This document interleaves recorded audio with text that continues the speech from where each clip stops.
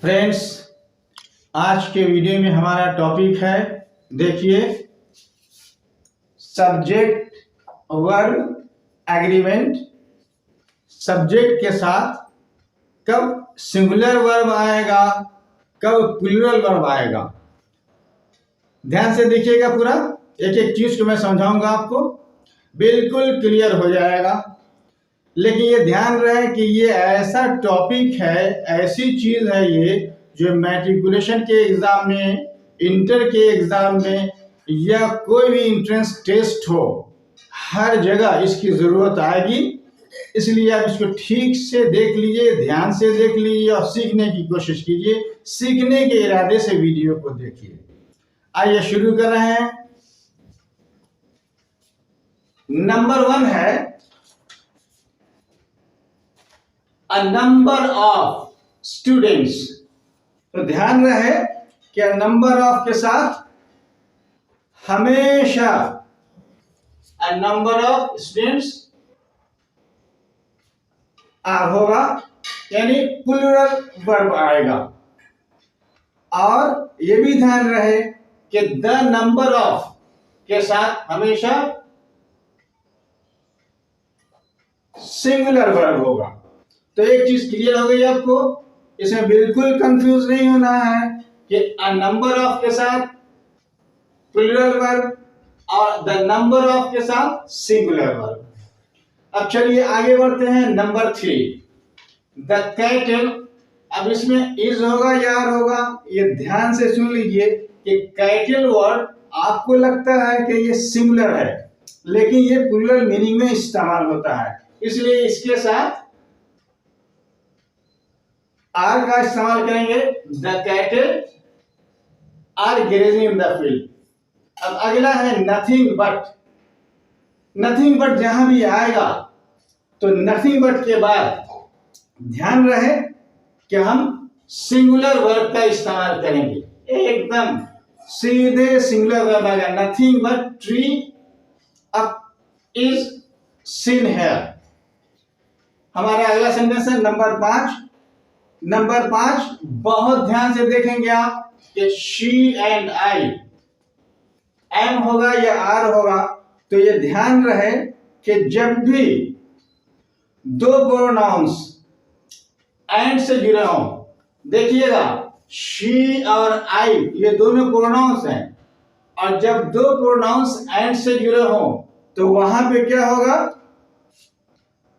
Verb हमेशा plural होगा। अब हमारा अगला सेंटेंस है ब्रेड एंड बटर। ये भी ध्यान देने की चीज है कि ब्रेड एंड बटर दोनों एंड से जुड़ा हुआ है।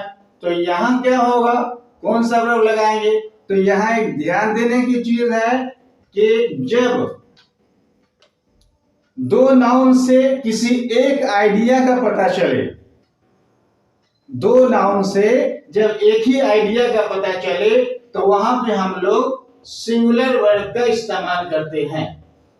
तो ब्रेड एंड बटर से यहां पर एक ही आइडिया मिलता है कि हमारे खाने का एक भोजन है, खाने की एक चीज है।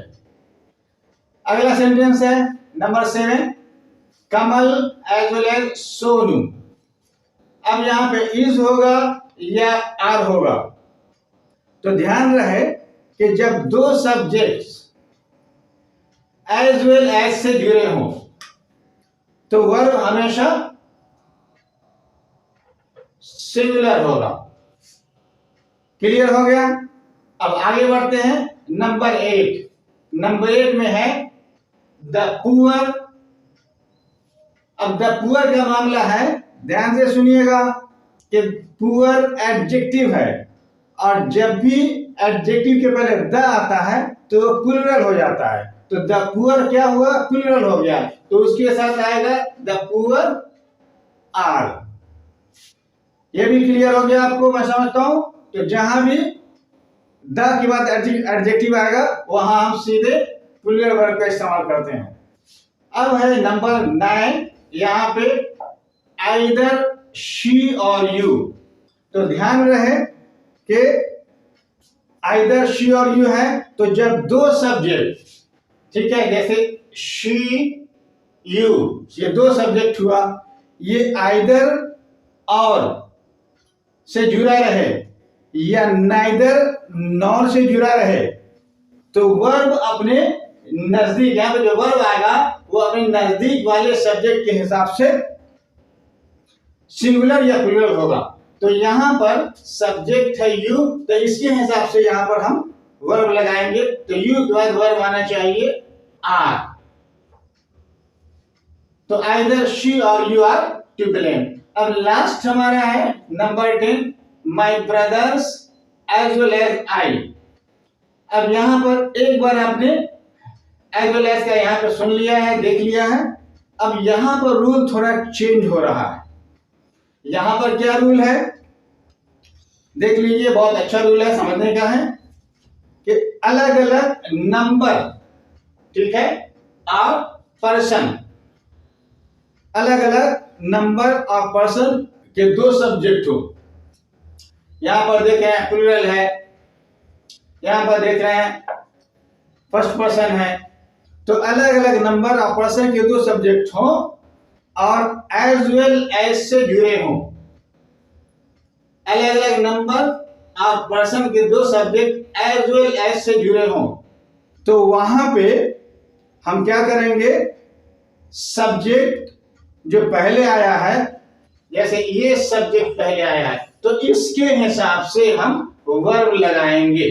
तो यहां पर क्या है, ब्रदर्स है, तो इसलिए यहां पर क्या होगा, तो ऐसे सेंटेंस से पहले जो सब्जेक्ट आता है चाहे सिंगुलर हो तो वर्ब सिंगुलर होगा, और अगर प्लूरल हो तो वर्ब प्लूरल होगा। मैं समझता हूं आपको क्लियर हो गया होगा। फ्रेंड्स, मैं आशा करता हूं कि जो बात बताई गई है आपके बिल्कुल क्लियर हो गई होगी। वीडियो अच्छा लगे तो आप लाइक करेंगे, शेयर करेंगे, और अगर आपने हमारे चैनल को सब्सक्राइब नहीं किया तो सब्सक्राइब जरूर कर देंगे। धन्यवाद, थैंक यू।